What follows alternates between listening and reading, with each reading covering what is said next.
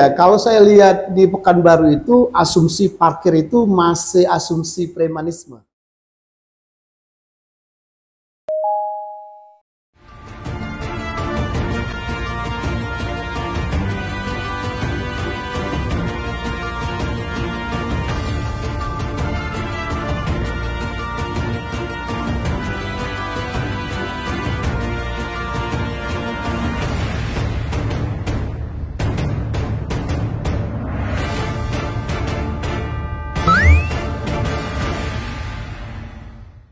Baik, Assalamualaikum warahmatullahi wabarakatuh. Jumpa lagi kita di Bincang bersama Bung Eka.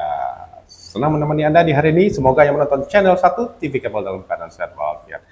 Jangan lupa like dan subscribe-nya ya guys. Biar dapat informasi terbaru yang ada di channel 1 TV Kabel. Baik, kali ini saya ada tamu spesial nih guys. Alhamdulillah beliau menyempatkan waktunya. Beliau seorang dosen Unilag juga di Universitas Undri juga, dan sebagai pengamat kebijakan publik yang ada di Kota Pekanbaru, khususnya di Provinsi Riau. Siapa dia? Beliau adalah Bang M. Rawai Elmari. Assalamualaikum Bang. Waalaikumsalam. Sehat Bang? Alhamdulillah. Alhamdulillah.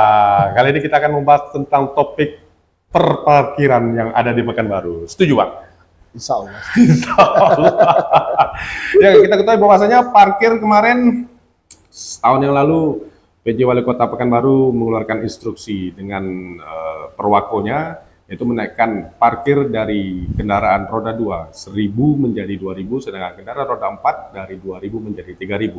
Dan hal ini menjadi keberatan bagi masyarakat Pekanbaru pada khususnya, yang mana parkir tersebut sudah membebani bagi masyarakat Kota Pekanbaru. Nah, untuk itu kita akan mengupas bersama Bang Madi. Bang, menurut Abang perparkiran yang ada di Pekanbaru ini memang sesuai konteksnya atau bagaimana? Baik, gini ya, kalau saya lihat di Pekanbaru itu asumsi parkir itu masih asumsi premanisme. Oh, iya. Luar biasa nih, premanisme ini seperti apa? Memang dulu awal-awal munculnya parkir di seluruh kota lah, itu dikuasai oleh geng-geng gitu. Oh iya, ya. Iya. Itu dia. Nah, blok-blok kan ya? Iya, ada blok ini, ada blok ini, ya, blok ini. Kan kita tahu itu. Dulu saya kita tahu lah siapa pemain-pemain bergaul lah sama mereka. Yeah. Jadi parkir itu adalah lahan bisnis bagi teman-teman yang orang sering sebut dunia keras gitu ya, premanisme gitu. Nah, masalahnya tidak ada transformasi secara bertahap, secara baik dari premanisme itu ke negara gitu. Oke. Iya, itu ada masalahnya. Oke. Ya, kalau kita lihat kan harusnya kan kalau negara kuat, negara bisa mengangkat secara otomatis kan. Yeah.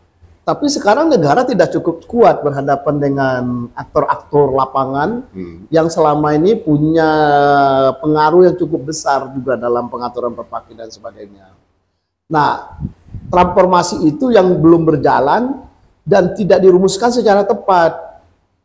Itu satu. Yang kedua, mendiskusikan secara terbuka kepada teman-teman ini.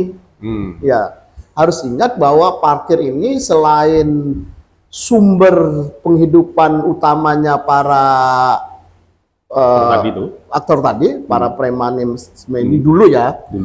Nah, mereka juga merekrut orang-orang mereka, iya, untuk menjadi sumber penghidupan. Nah, kita lihatlah terjadi percekcokan antar perebutan lahan parkir. Iya, itu yang terjadi. Nah, tiba-tiba pemerintah mau menerapkan parkir modern katanya ya.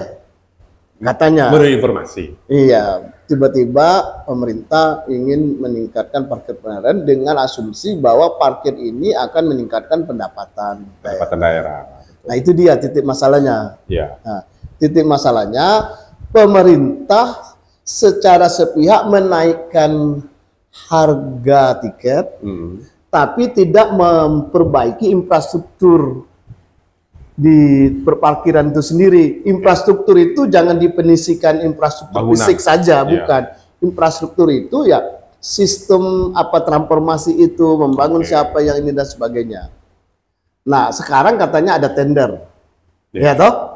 Dimenangkan oleh pihak-pihak tertentu. Ya, bukan pihak tertentu, memang sudah menang. Iya, ada menang. Ya. Tapi cobalah lacak, pasti punya hubungan dengan sejarah masa lalu itu. Ya. Dengan sejarah transformasi itu. Ya. Itu menyebabkan core-nya apa parkir itu di uang. Ya. Bukan di pelayanan, bukan di kesejahteraan, bukan bagi pendapatan daerah. Ya, dinaikkan parkir yang paling menikmatinya pasti aktor-aktor ini juga gitu loh. Itu yang perlu dibenahi. Sekarang saya lihat pemerintah itu mengeluarkan aturan-aturan, ya toh, bisa dilihat loh. Ini sehari-hari. Pertama sekarang ada perubahan, parkir itu banyak perempuan yang ada di sana. Ya, banyak sekali perempuan. Tapi statusnya itu tidak jelas. Maksudnya dalam statusnya seperti apa nih? Loh, kalau dia dikuasai perusahaan harusnya status dia karyawan loh. Oh. Iya toh? Iya toh? Iya. Kalau ini, jadi pemerintah itu hanya menyiapkan tender ke perusahaan saja. Jaminan kepada si petugas parkir tadi petugas kita parkir tahu. Nggak ada. Tapi saya mendapat informasinya bahwa yang petugas-petugas parkir ini adalah dikasih santunan dalam arti kata BPJS Tenaga Kerja. Mungkin segelintir. Ya, 2 minggu lalu saya masih parkir, masih diskusi, masih dalam rencana. Masih dalam rencana. Saya diskusi sama orang parkir. Jadi strukturnya itu masih struktur lama. Jadi ini tukang parkir mengumpulkan uang, nanti datang yang memungut, yang memungut mungkin menyerahkannya ke pemerintah. Atau ke perusahaannya, itu struktur lama seperti itu. Saya memang lihat di tempat saya itu si korlapnya ini setiap jam 9 malam atau malah dia maju sekarang jam 8 malam itu si petugas parkir ini harus menyetorkan dengan nilai 265.000. Iya, pakai target tertentu. Pakai TO, target. Kemudian kalau misalnya target ini tidak tercapai, mereka nombok. Nah itu dia. Jadi kalau pemerintah mau ini dimasukkan ke arah yang manajemen modern itu, dia secara keseluruhan. Jangan hanya perusahaannya saja. Ya toh? Ini enggak, tugas parkirnya enggak. Bayangkan. Itu kan ada slip, apa namanya tanda parkir itu?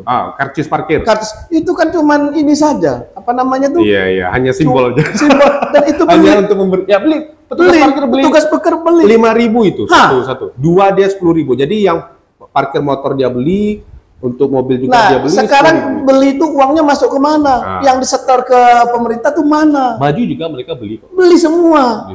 Sementara status dia tuh nggak ada. Pegawai harian enggak, pegawai tetap enggak, hak dia sebagai pekerja juga tidak ada. Jadi yang seperti itu yang mestinya didudukkan. Jadi pemerintah kalau mau memodernkan parkir, jangan hanya tender doang dong. Masyarakatnya semua juga diatur. Itu yang langkah pertama ya.